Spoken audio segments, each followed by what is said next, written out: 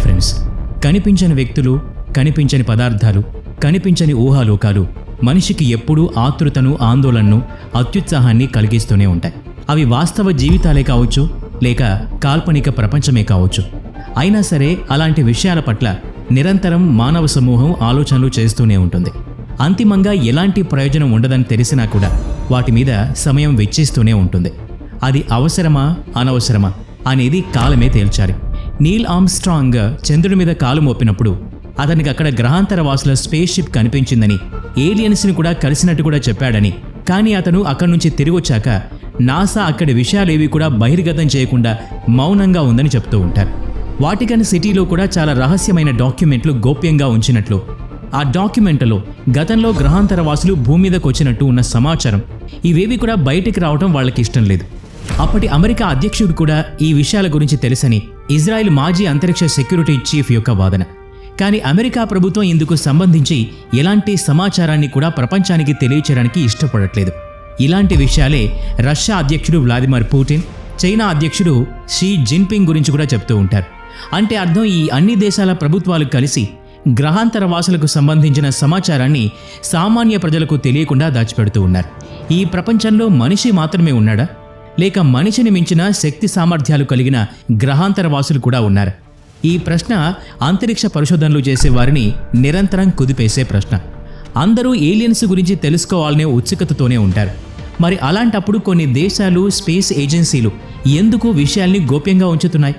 నిజంగానే గ్రహాంతర వాసులు మనకి ప్రమాదాలు కొనిదేస్తారా? ఇలాంటి ఎన్నో విశేషాలతో ఈరోజు వీడియో మీకోసం సిద్ధంగా ఉంది. అందుకని ఎక్కడా స్కిప్ చేయకుండా పూర్తిగా చూడండి. మరి ఇంకెందుకు ఆలస్యం, let's start our today's episode.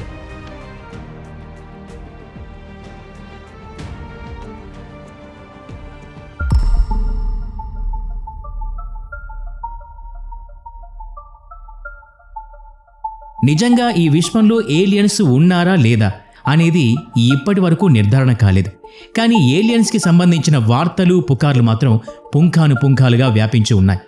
ఏలియన్స్ని చూసామనే వారి సంఖ్య కూడా తక్కువేం కాదు. అలాంటి వాళ్ళతో ఒక పార్టీ పెట్టి ఎన్నికల్లో పోటీ చేస్తే మెజారిటీ ఓట్లతో నెగ్గుతారు. ఇలాంటి పుకార్లు అమెరికాలో కాస్త ఎక్కువనే చెప్పాలి. అందుకే అక్కడ టెలివిజన్ షోలలో కూడా ఏలియన్స్ ప్రముఖ పాత్ర పోషిస్తున్నాయి.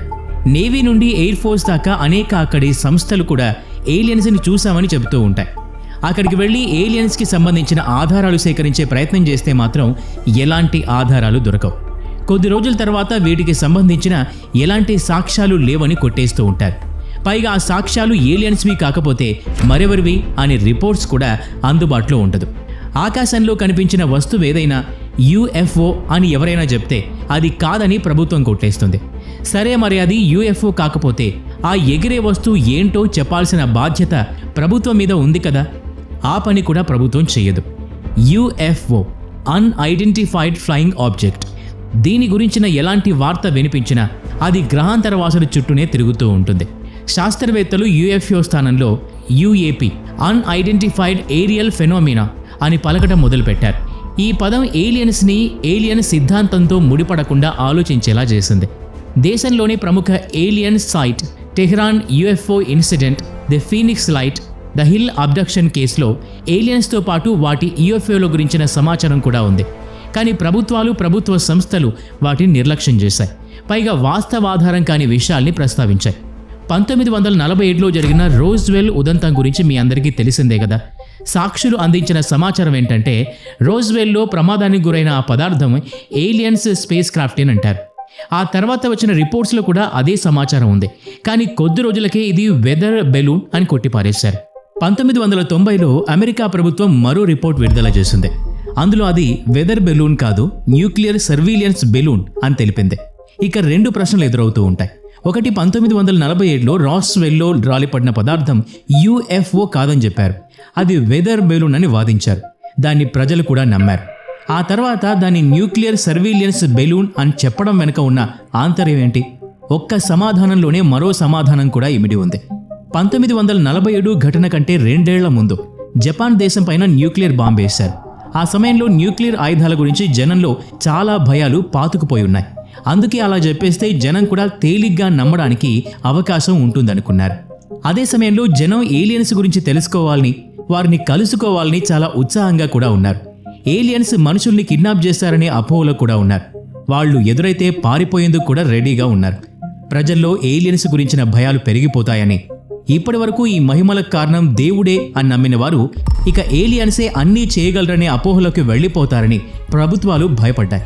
ప్రజలు భయాందోళనకు గురై ఏలియన్స్ విషయంలో నిరసనలు కూడా వ్యక్తం చేస్తారేమోనని అనుమానపడ్డాయి. అందుకే ప్రభుత్వాలు ఏలియన్స్ గురించిన ఆలోచనతో జనం ఆందోళన పెరిగి ఒత్తిడికి కారణం కాకూడదని భావించాయి. అలాగే ఏలియన్స్ భూమి మీదకి వచ్చాయంటే వాళ్ల దగ్గర మనకన్నా మెరుగైన సాంకేతిక పరిజ్ఞానం ఉందనే కదా అర్థం. అమెరికా ఆ పరిజ్ఞానం గురించి కూడా తెలుసుకుంది. ఏలియన్స్ గురించిన సమాచారం బయటకు వచ్చిన మరుక్షణం వాళ్ల సాంకేతిక పరిజ్ఞానం గురించి సమాచారం కూడా వెంటనే బయటకు వచ్చేస్తుంది. ఇది శత్రు దేశాలకు అవకాశంగా కూడా మారుతుంది. ప్రపంచవ్యాప్తంగా ఉన్న ఉగ్రవాదుల్లో కూడా చాలామంది టెక్నాలజీలో నిష్ణాతులు. ఈ టెక్నాలజీ గురించి వాళ్ళకి తెలిస్తే గనక మానవ సమూహానికి కూడా ప్రమాదమే.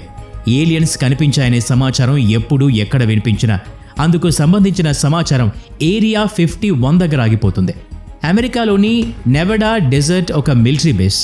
ఇక్కడ ఏలియన్స్ని దాచారని, అక్కడ వాళ్ల మీద అధ్యయనాలు జరుగుతున్నాయని, వాళ్ల సాంకేతిక పరిజ్ఞానాన్ని తెలుసుకునేందుకు ప్రయత్నాలు ముమ్మరంగా జరుగుతున్నాయని చాలాసార్లు ఈ బేస్ మీద ఫిర్యాదులు అందుతూ ఉంటాయి. అందుకే ఎక్కడైనా ఏలియన్స్కి సంబంధించిన సమాచారం వినిపించగానే ఈ ఏరియా వార్తల్లో నిలుస్తుంది. మనం రాఫెల్ ఉదంతం గురించి మాట్లాడుతూ ఉంటాం. మోదీ గారేమో పెట్రోల్ ఛార్జీలు పెంచుతూ పోతారు. ఈ మాట ఇక్కడ ఎందుకు చెప్పడం అంటే, ప్రభుత్వాలు ఏలియన్స్ను బూచిగా చూపించి అంతకు మించిన రహస్యాలేమో దాచేస్తున్నాయేమో అని అనుమానం.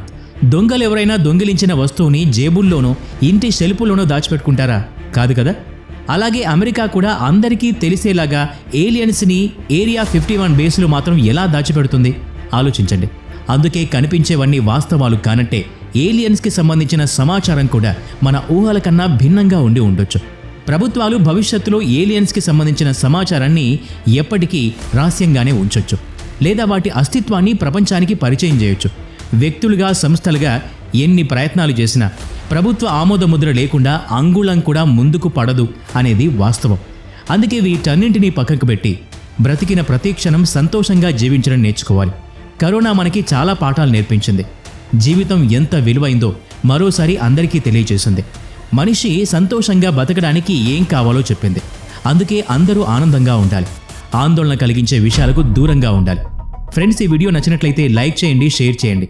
ఇలాంటి మరిన్ని వీడియోస్ కోసం ఈ ఛానల్కి సబ్స్క్రైబ్ చేసుకొని బెల్ ఐకాన్ మీద క్లిక్ చేయండి. నెక్స్ట్ వీడియోలో మళ్ళీ కలుద్దాం. Thanks for watching.